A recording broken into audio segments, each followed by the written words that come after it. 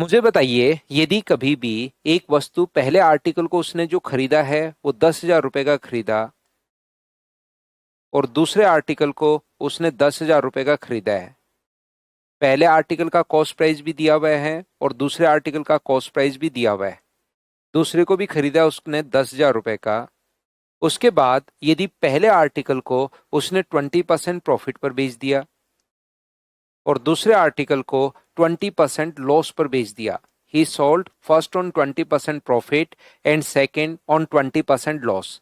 Then आपको बता रहा है ओवरऑल परसेंट प्रॉफिट या लॉस परसेंट, कितना प्रतिशत लाभ हुआ तो कितना परसेंट लाभ हुआ और लॉस हुआ तो कितना परसेंट लॉस हुआ। ये मुझे बताइए सभी लोग मिलकर। तो यहां से हम लोग क्या करेंगे, ये जो क्वेश्चन है इसको सोल्व करने के लिए हम लोग दोनों का कॉस्ट प्राइस कितना होगा। तो आप कहोगे सर दोनों का जो कॉस्ट प्राइस अपने पास हुआ वो हुआ 20,000।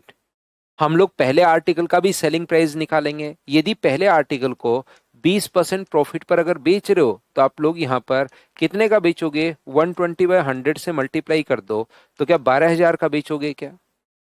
सेम दूसरा आर्टिकल जो आप लोग बेचोगे कितने का बेचोगे, तो आप कहोगे सर सेलिंग प्राइस जो होगा अपने पास 10,000 को इंटू कर देंगे हम लोग 80/100 से, तो 80/100 से मल्टीप्लाई कर दोगे तो ये 8,000 आ जाएगा क्या।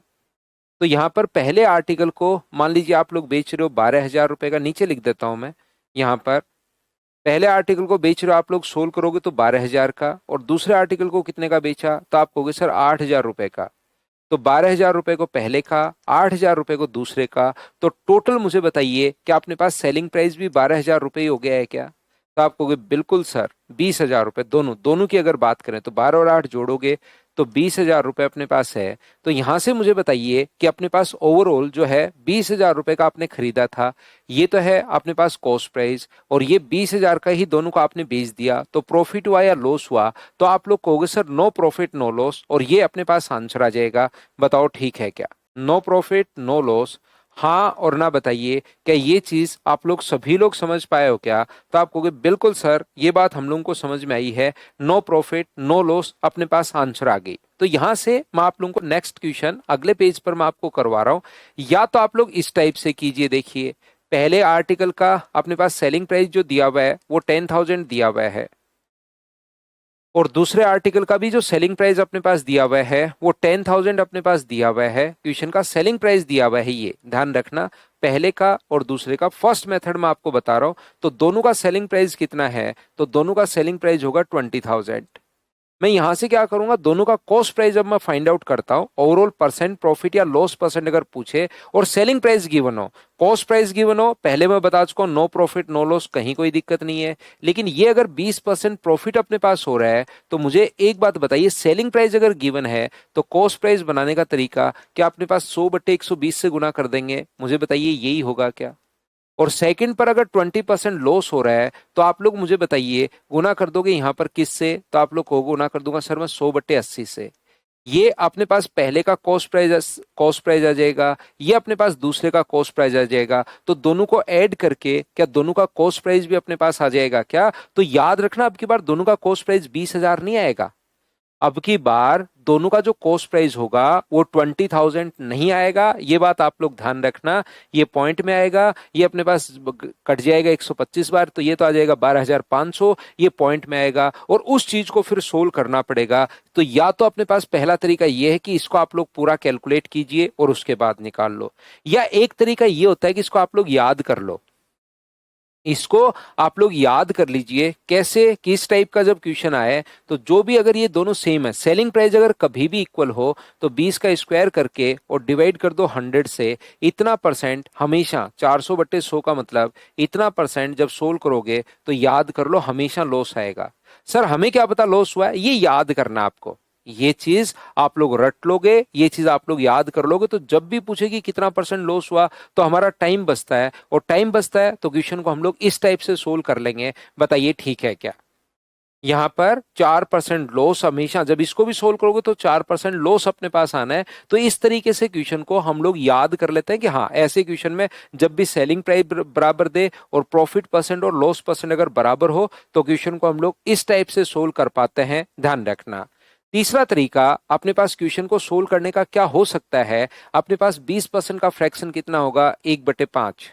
अगर प्रॉफिट हो रहा है तो 5 का खरीद के 6 का बेचोगे, 5 का खरीद के कितने का बेचोगे, 6 का। और लॉस हो रहा है तो 5 का खरीद के कितने का बेचोगे, 4 का।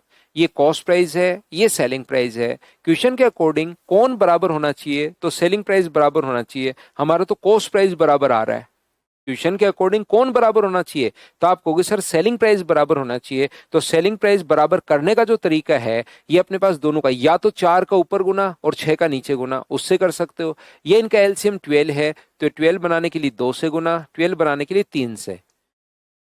इसको 2 से कर दो, इसको 3 से कर दो, तो ये कितना आ जाएगा 10, और ये कितना आ जाएगा अपने पास 12। ये कितना आ जाएगा, तो आप कहोगे सर 15, और ये कितना आ जाएगा, तो आप कहोगे सर 12। तो दोनों का जो कॉस्ट प्राइस अपने पास आ गया वो तो आ गया 25 रुपए, और दोनों का सेलिंग प्राइस कितना आ गया 24 रुपए है। तो यहां से भी आप लोग सोल्व कर सकते हो। लॉस कितने का हुआ, 1/25, और गुना कर देंगे हम लोग 100 से, तो 25 से कट गया 4 बार, और अपने पास यहाँ पर लॉस जो आ गया है वो क्या, 4% लॉस। ये अपने पास आंसर आ गया है। ये होता है क्वेश्चन को सोल्व करने का तीसरा मेथड। पहला अपने पास बेसिक मेथड है, दूसरा अपने पास याद करना है कि हम लोग रटेंगे इस चीज को कि जब भी ये दोनों सेम हो तो इतना परसेंट लॉस हम लोग खुद से रटेंगे। और तीसरा मेथड अपने पास ये है। चौथा इस टाइप के क्वेश्चंस को सोल्व करने का जो अपने पास मेथड है वो अपने पास इस टाइप से होता है। हम लोग क्या करते हैं, एक फॉर्मूला याद कर लेते हैं। 4 तरीके हैं, मैं आपके दिमाग में चारों ही तरीके डाल रहा हूं। वहां पर एग्जाम में जो भी कॉन्सेप्ट हमारे पास लगे उसको हम लोग लगा देंगे, जो भी हमारे पास बेस्ट रहेगा उस क्वेश्चन के लिए वो वाला कॉन्सेप्ट हम लोग यहाँ पर लगा देंगे।